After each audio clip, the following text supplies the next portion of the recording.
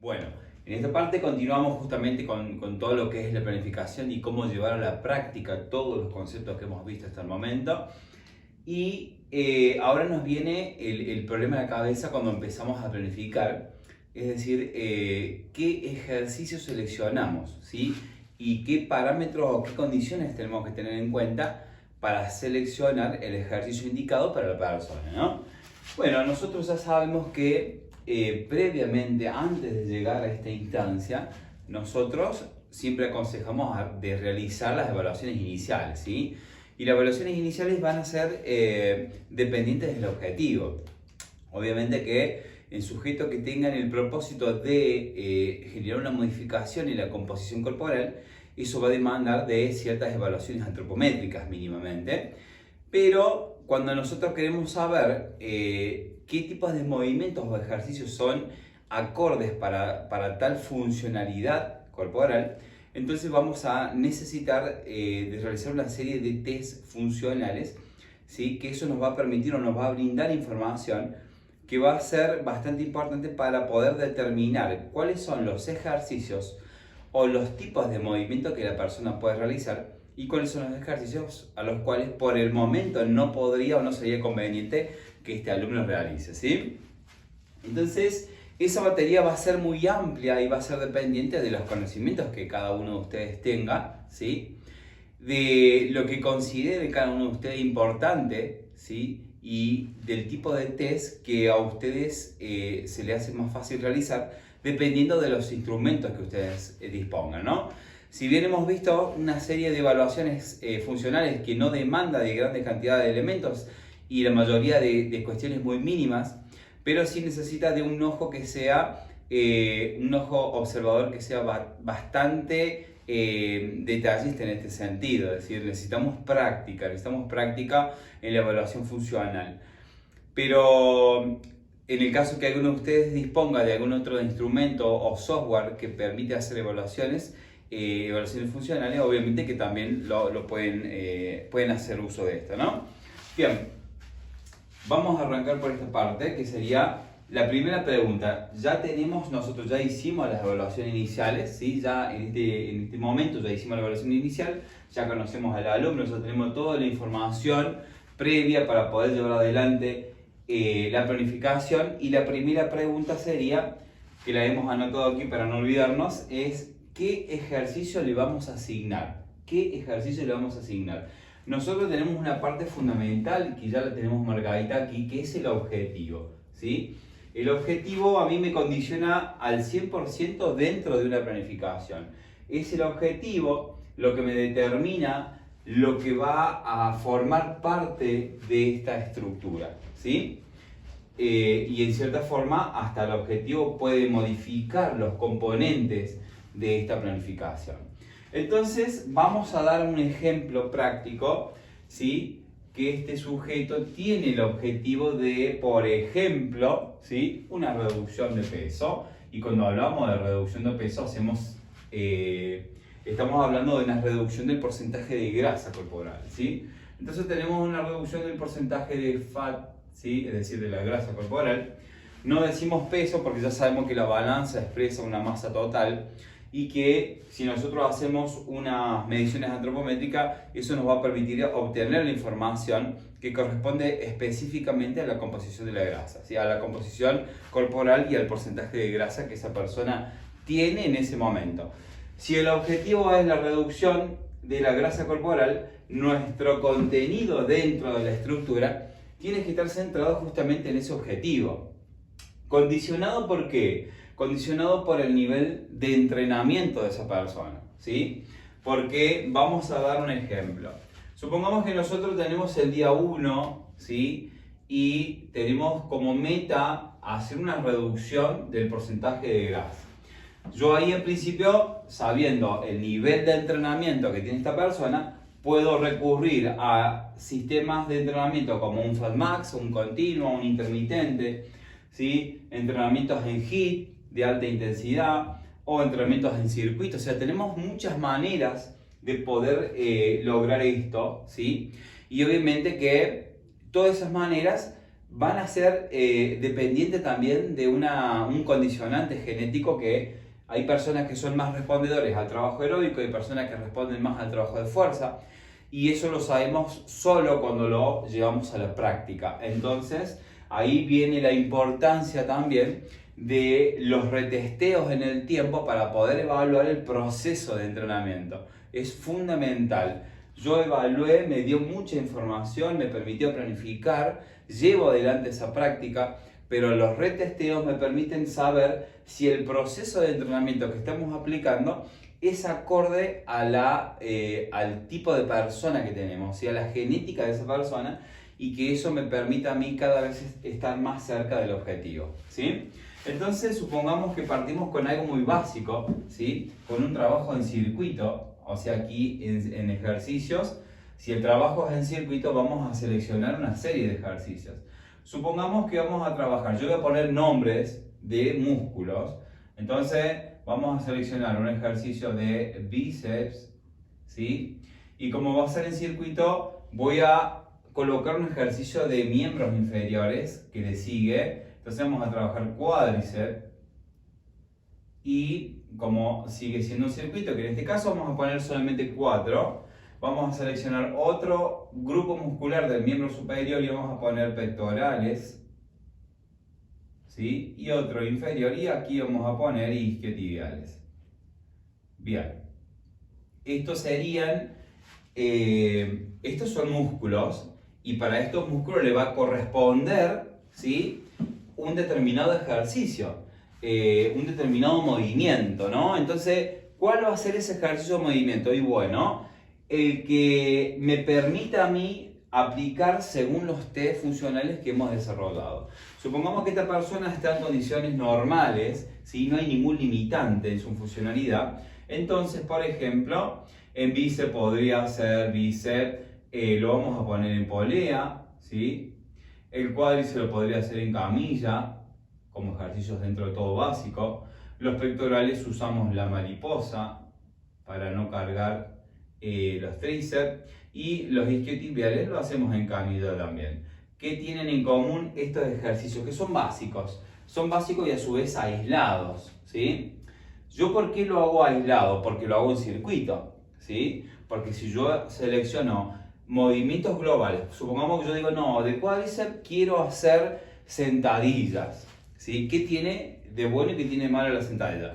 De bueno tiene que es un ejercicio global que demanda de una aplicación o de un reclutamiento de muchos grupos musculares, lo cual está bueno cuando queremos gasto calórico, pero en un circuito difícil de medir la cantidad de trabajo que le aplicamos a cada segmento. Entonces, si de repente este circuito yo lo voy a repetir, supongamos 3 o 4 series, y yo seleccioné la sentadilla me trabaja los cuádriceps, el glúteo, el isquio, me trabaja la zona media, dependiendo del tipo de sentadilla que utilice, si le pongo o no carga. Entonces, para ser más simple en este sentido de poder estimar el trabajo muscular, personalmente prefiero seleccionar ejercicios que sean más aislados cuando trabajo en circuito. Si no trabajo en circuito, sí podría seleccionar ejercicios más globales que involucran mayor cantidad de grupos musculares. Son diferentes alternativas y cada uno de ustedes va a seleccionar lo que considere más apropiado para su forma de trabajo, ¿no? Entonces, yo a esto, como es un circuito, y lo cierro con una llavecita para saber que esto es un circuito y que va uno detrás del otro, y que tenemos alternancia entre trabajo de miembro superior, miembro inferior, superior, inferior, y me gusta trabajar la zona media. Y como cierre del circuito, para poder reiniciar, me gusta meterle un trabajo aeróbico, ¿sí? ¿Qué hago de aeróbico?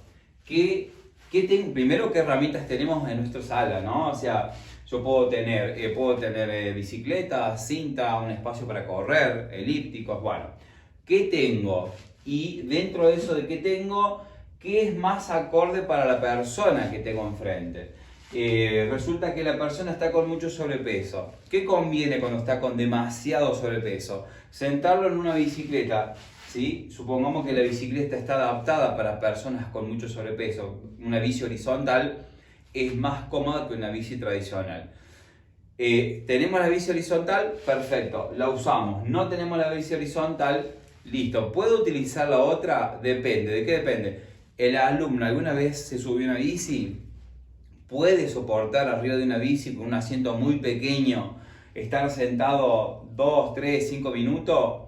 Entonces son cositas que van a hacer que yo modifique, ¿sí?, el tiempo de trabajo aeróbico o las alternancias dentro de las herramientas que yo disponga. Supongamos que esta persona tiene un sobrepeso muy elevado y que yo no tengo bici horizontal, tengo una bici tradicional donde el asiento es muy pequeño, donde la persona quizás no se sienta tan cómoda estar mucho tiempo. Entonces digo, listo, vamos a hacer solamente 1 minuto de trabajo aeróbico en esa bicicleta y te vas a bajar de la bici. Como tengo un espacio en el cual se puede desplazar, vas a caminar, ¿sí?, 1 minuto más. Perfecto. Y ya tenemos 2 minutos acumulados más el tiempo que lleva acumulado, ¿sí?, desarrollar este circuito. Que ya dijimos que vamos a trabajar entre 3 o 4 series. ¿Por qué pongo de 3 a 4? Porque no sé todavía si esa persona va a alcanzar las 4. 4 como máximo, ¿sí? Una meta sería lograr 3, pero quizás pueda menos. Y eso lo vamos a ver, ¿sí?, de repente cuando estemos trabajando. ¿Cuántas repeticiones vamos a hacer? A mí me gusta siempre partir de una lógica de 15 repeticiones, 15 RM, ¿sí? ¿Por qué 15? Porque sabemos que 15 RM, si una persona logra desplazar una carga 15 veces, esa carga no va a estar lo suficientemente pesado como para generarle un daño muscular, ¿sí? 15 repeticiones está, si nos guiamos en las tablas, ¿sí?, de la RM, estaría aproximadamente entre el 40 y el 50% de su carga máxima. Un 40 y un 50 es una carga bastante baja, lo cual ya sabemos que una carga muy elevada tiene más relación con una lesión y una carga más baja disminuye ese índice o posibilidad de lesión. Entonces me gusta más partir a más de 15 RM y 15 como un número mínimo, ¿sí?, y de ahí para arriba y dependiendo de cada grupo muscular, ¿sí? En este caso son ejercicios bastante simples, con lo cual trabajar en bíceps, en cuádriceps, pectorales, isquiotibiales está muy bien a 15. En la zona media vamos a ver, por regla, esto desde la práctica, una persona que nunca hace abdominales y que si tiene un incremento de la zona media, un volumen de zona media bastante pronunciado, no sería lo conveniente trabajar abdominales en crunch. Sí podemos trabajar unas plancha de parado inclinado a la pared, actividades inestables sobre feedball, por ejemplo, ¿sí? Diferentes formas de trabajar la zona media, no necesariamente con abdominales. Y ya tenemos el aeróbico, que suman 2 minutos entre el aeróbico de la bicicleta y la caminata. Esto era, para no olvidar, bici fija, ¿no? Bien, supongamos que tenemos más o menos el tiempo de trabajo, podemos llegar a tener 3 minutos en este segmento, más 2 minutos acá, ya tenemos 5 minutos, ¿sí?, de trabajo dentro del primer circuito. Entonces ya tenemos resuelto una partecita de esta rutina, ¿sí? Una partecita, porque lo que me quedaría es poder ver en principio si la persona está apta para hacer otro circuito más, ¿sí? Porque si yo ya orienté para hacer un circuito, lo que me quedaría es ver si puedo planificar otro circuito más y de esa manera trabajar los músculos que aquí no están involucrados, ¿sí? Entonces voy a borrar por aquí. Y supongamos que decidimos hacer otro circuito. Este sería el circuito 1 dentro del día 1 y vamos al circuito 2. ¿Y qué vamos a trabajar? Lo que no trabajamos aquí. Como acá tenemos bíceps, yo puedo agarrar en el segundo circuito y poner tríceps. Acá tenemos cuádriceps y tenemos isquiotibiales, entonces podemos poner glúteos. Acá tenemos pectorales, pero no pusimos dorsales, entonces ponemos dorsales. Zona media lo dejamos como está, solo que modificamos el formato en que lo vamos a trabajar. Y a esto lo podríamos, si tenemos otras herramientas, supongamos que tenemos bici y un elíptico, entonces Dentro del aeróbico, como segunda alternativa, ponemos elíptico y a la caminata la podemos repetir si queremos, ¿sí? Entonces ya tenemos otro circuito más, ¿sí? Si nosotros acá la vuelta nos teníamos 5 minutos y hacemos, supongamos que la mínima, que son 3 vueltas, ¿sí? Logramos completar 3 vueltas, entonces ya tendríamos 15 minutos. 15 y 15 minutos aproximado nos suma una clase activa para una persona que recién se inicia de 30 minutos, lo cual es un tiempo bastante interesante para poder empezar en pos de ese objetivo de reducción. 30 minutos activo, continuo, ¿sí? Porque va de un lado al otro, no tiene pausa que se va a sentar ni nada, excepto que la capacidad de la persona lo demande, ¿sí? Entonces es un tiempo bastante interesante para empezar a trabajar. A todo esto le tenés que sumar el tiempo de entrar en calor y el tiempo que lleva los estiramientos post actividad, ¿no? Que se va a aproximar dentro de los 50 minutos seguramente. Una sesión completa con 2 circuitos, y miren qué simple que es diagramarlo teniendo en cuenta este pensamiento. Si lo diagramamos en circuito, de generar alternancia entre miembros superiores e inferiores para no generar fatiga localizada, porque si yo acá ponía bíceps y acá ponía dorsal, ya sabemos que son 2 ejercicios de miembros superiores y que el dorsal trabaja el bíceps también, ¿sí? Entonces va a generar una fatiga localizada, y una persona que recién inicia tenemos que evitar generar esa fatiga tan intensa y que le permita que el otro día vuelva, que es lo más interesante, le demos continuidad.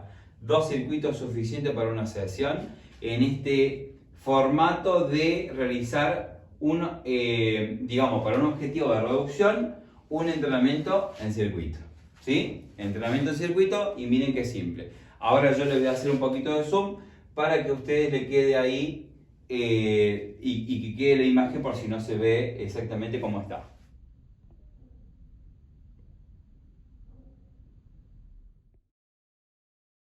Bien, vamos a continuar con el mismo ejemplo, solo lo que vamos a hacer es modificarle el formato de trabajo.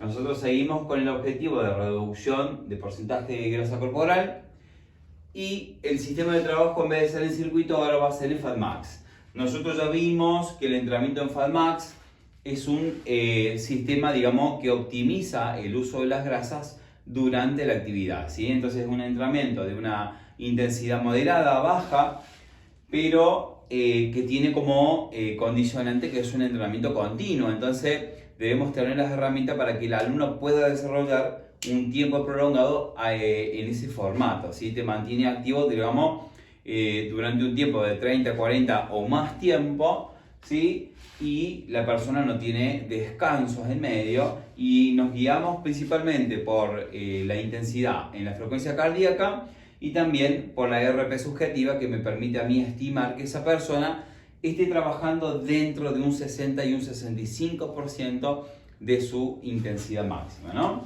Entonces, el FatMax, por ejemplo, para diseñarlos, en este caso ya, si podemos aplicar FatMax, es que la persona tiene la capacidad de soportar mínimamente 10 minutos, 5 minutos arriba de una bici, de una cinta, ¿sí? De un elíptico, lo que tengamos que pueda aplicar una actividad aeróbica. También se puede hacer caminando, ¿sí? Una caminando o trotando y medir la intensidad. Va a depender de lo que pueda hacer nuestro alumno, ¿no? En este caso, supongamos que las herramientas dentro de una sala tenemos, por un lado, tenemos la bici fija, tenemos el elíptico y tenemos la cinta.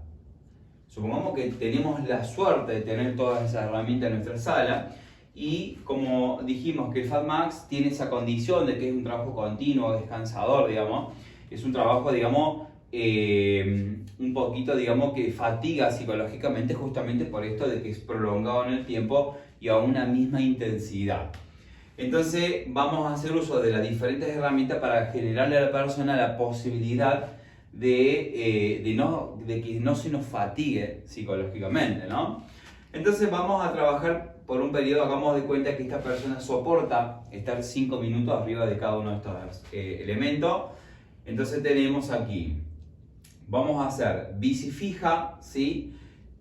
Vamos a trabajar todo esto siempre, ¿sí? Va a ir a un 60 o un 65% de intensidad dentro de sus posibilidades, y ya dijimos que lo podemos medir a esto con la frecuencia cardíaca o lo podemos medir con la IRP subjetiva en esta tabla de valoración del 1 al 10. Si es con la frecuencia cardíaca, lo tenemos que trabajar. Podemos sacar la frecuencia cardíaca teórica, ¿sí? Lo que me dice teóricamente el máximo, y a través de diferentes cálculos estimar, ¿sí? Lo que sería un 60 o un 65% de trabajo.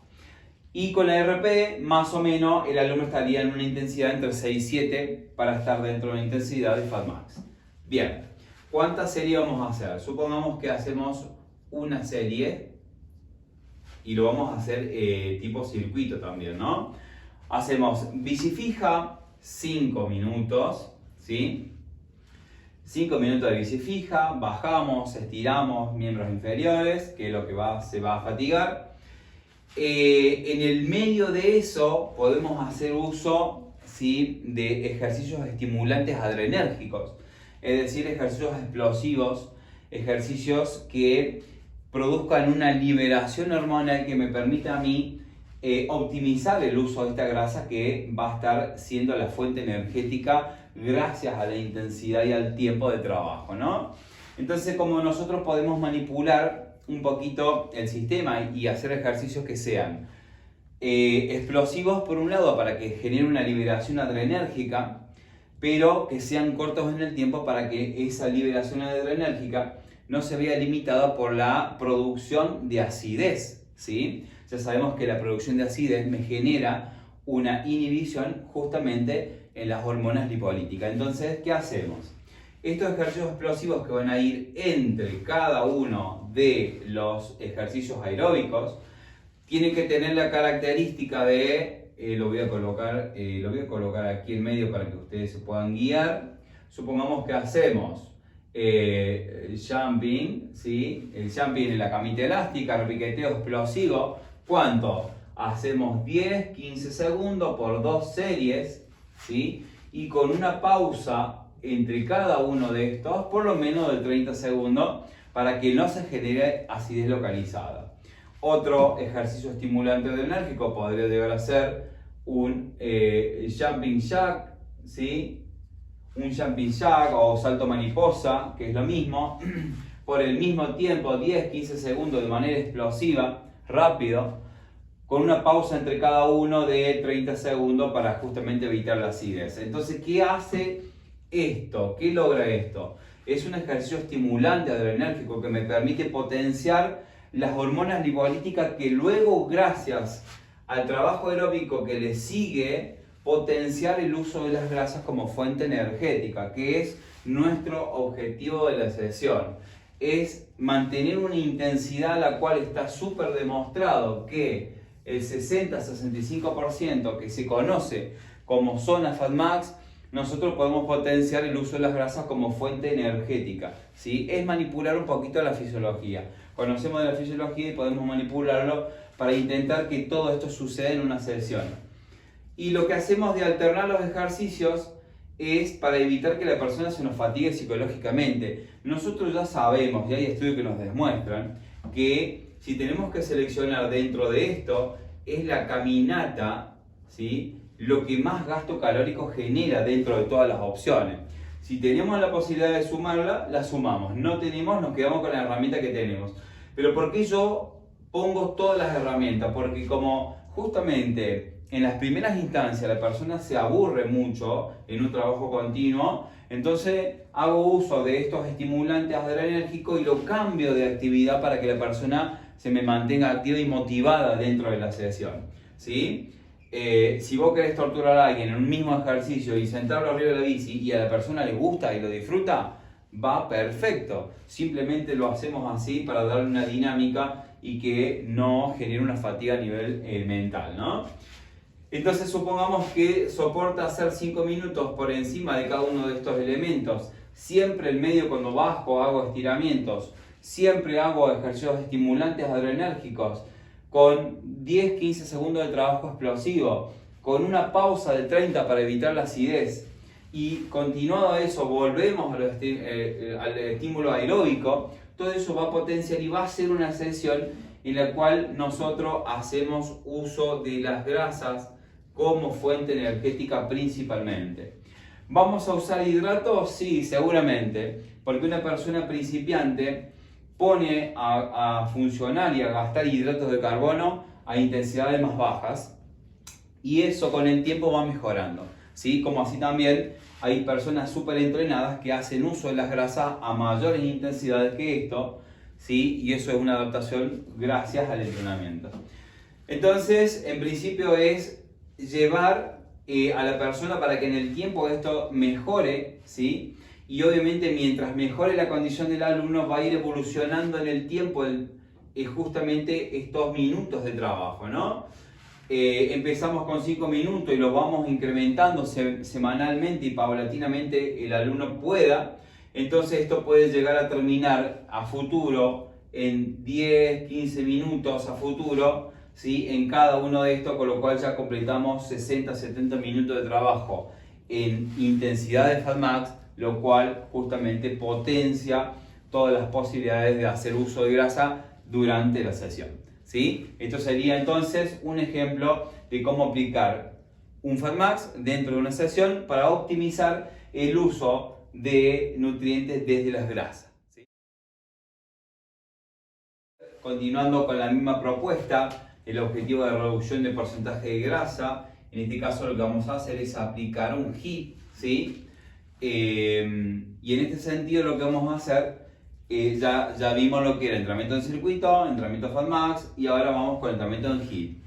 ¿Qué nos dice la teoría sobre HIIT? Bueno, que es un entrenamiento de alta intensidad, que durante la sesión se va a hacer mayor uso de los hidratos de carbono como fuente energética, justamente por la intensidad que nos demanda, pero que post actividad se puede incrementar un poco el consumo, la oxidación de las grasas, ¿sí?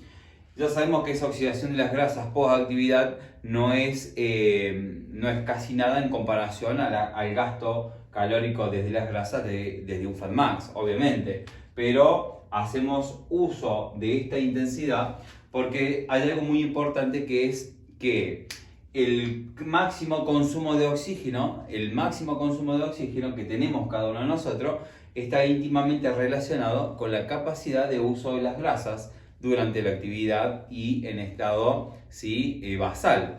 Es decir, si yo tengo la posibilidad de hacer un trabajo de muy alta intensidad, está simplemente 100% correlacionado con la posibilidad de hacer un mayor uso de las grasas, ¿sí?, en estado de actividades aeróbicas y también en estado basal, ¿sí? Entonces, yo no solo trabajo HIIT para hacer uso de las grasas post actividad. Hago HIIT porque me permite a mí incrementar el máximo consumo de oxígeno, y eso se relaciona directamente y de manera proporcional con la capacidad de uso de las grasas, ¿sí? Esa es la verdadera realidad de por qué hacemos uso de HIIT. Y vamos a diagramar un HIIT con ejercicios muy simples. Acuérdense que tienen que ser ejercicios que me generen en cierta forma tienen que ser dinámicos, ¿sí? Ejercicios dinámicos que me permitan a mí una demanda de oxígeno bastante elevada y que lo pueda ejecutar a una velocidad elevada también. Entonces de repente usamos el jumping, usamos la bici, usamos el jumping jack, usamos el step.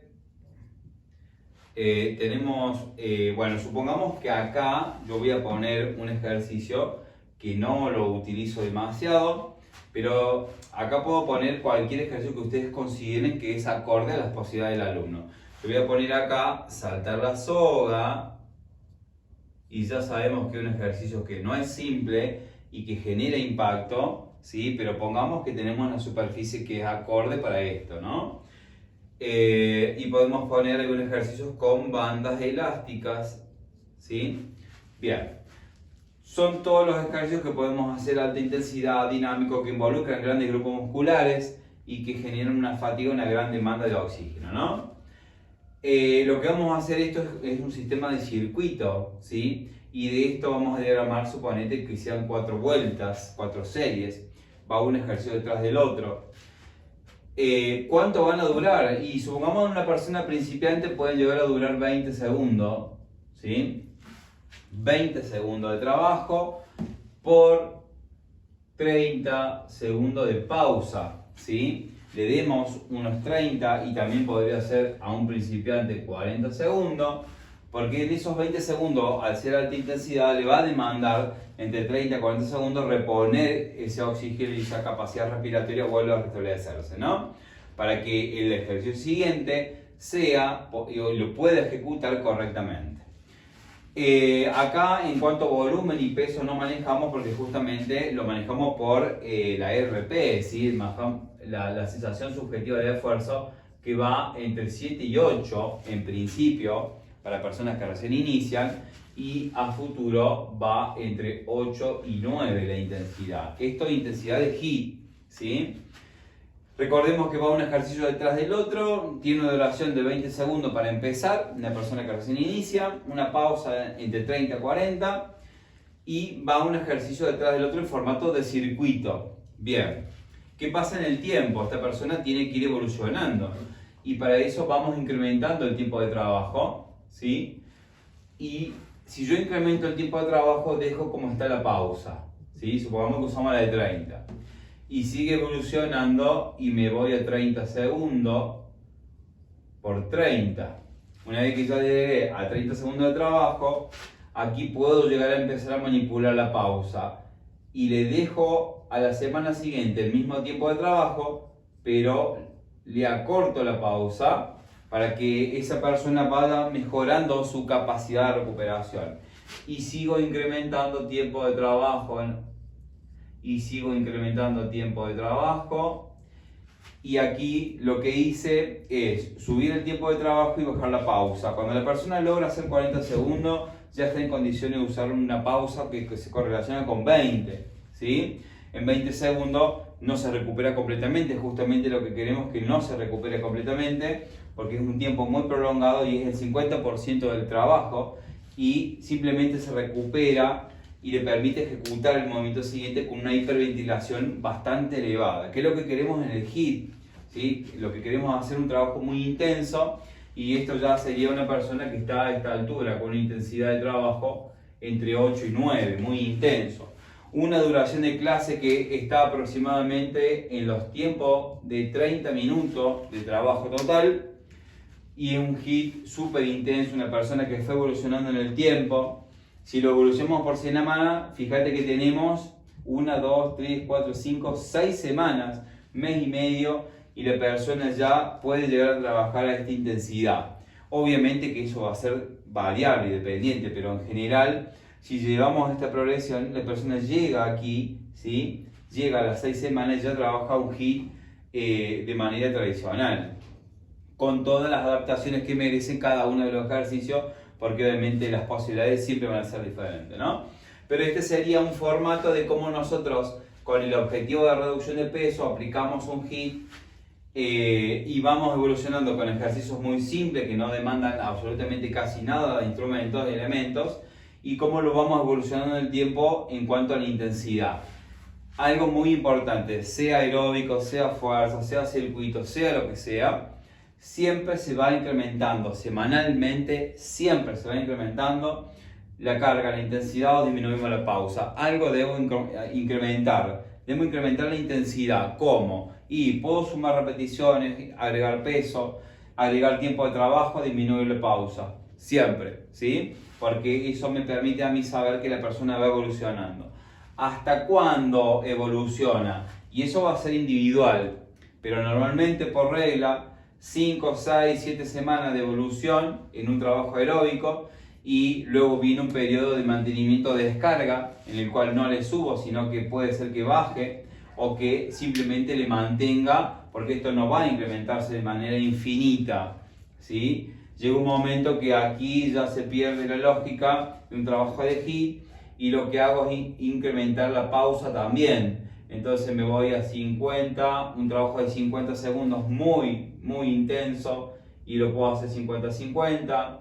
puedo hacer un trabajo de 60 minutos por 60 minutos, 60 segundos por 60 segundos, y así aquí empezar a evolucionar sobre el tiempo de trabajo y dejarlo ya en un minuto de pausa, sabiendo que los libros nos muestran que un trabajo de HIIT de 3-4 minutos es lo más efectivo que hay en cuanto a la oxidación de las grasas post actividad. Un trabajo de HIIT de 3 minutos es súper intenso y por eso lo vamos evolucionando al tiempo de trabajo paulatinamente, ¿sí? Bien, entonces queda listo cómo sería un trabajo de HIIT para un objetivo de reducción de peso. Hay muchas cositas que hay que tener en cuenta, sí, por ejemplo, nosotros en la sesión de HIIT hacemos uso de los hidratos de carbono, ¿sí? Post-HIIT se genera un elevado uso de las grasas, que no es comparativo a un FODMAP, pero hay un uso de las grasas post-actividad, porque se genera una demanda de oxígeno y para solventar esa demanda de oxígeno se arrastra, ¿sí? Se arrastra grasa, digamos, hay una demanda energética post-actividad. Entonces lo que se hace es utilizar un poquito los hidratos de carbono para reponer, ¿sí? Utilizar las grasas para reponer un poquito la demanda de energía que hay todavía en el sistema, ¿no? Para que sea optimizado el uso de las grasas post actividad, lo conveniente siempre es no ingerir automáticamente post HIIT una sustancia que libera insulina, porque ya sabemos que la insulina tiene el efecto justamente de ser anabólica, ¿sí? Es decir, de guardar todo lo que hay en el torrente, y nosotros lo que queremos es gastar justamente, ¿sí? La grasa almacenada. Entonces, si nosotros liberamos insulina, se produce una inhibición, que se produce ese cruzamiento que nos impide a nosotros optimizar el uso de las grasas post actividad. ¿Cuánto sería el tiempo óptimo post actividad para hacer uso de grasa? Y entre 2 a 3 horas post actividad nuestro cuerpo sigue haciendo uso de las grasas. Entonces, dentro de este parámetro, hacer toma de líquidos y demás que permitan potenciar todo esto sin hacer consumo de algo que libere insulina está perfecto. Ahora, obviamente eso es variable y dependiente de cada persona. Hay quienes no pueden soportar esto, se le baja el azúcar, tienen que consumir algo, son cuestiones lógicas. Eso sería dentro de las posibilidades para quien pueda, ¿sí? Y así optimizamos todo el proceso de aplicar un HIIT para reducción de porcentaje de grasa.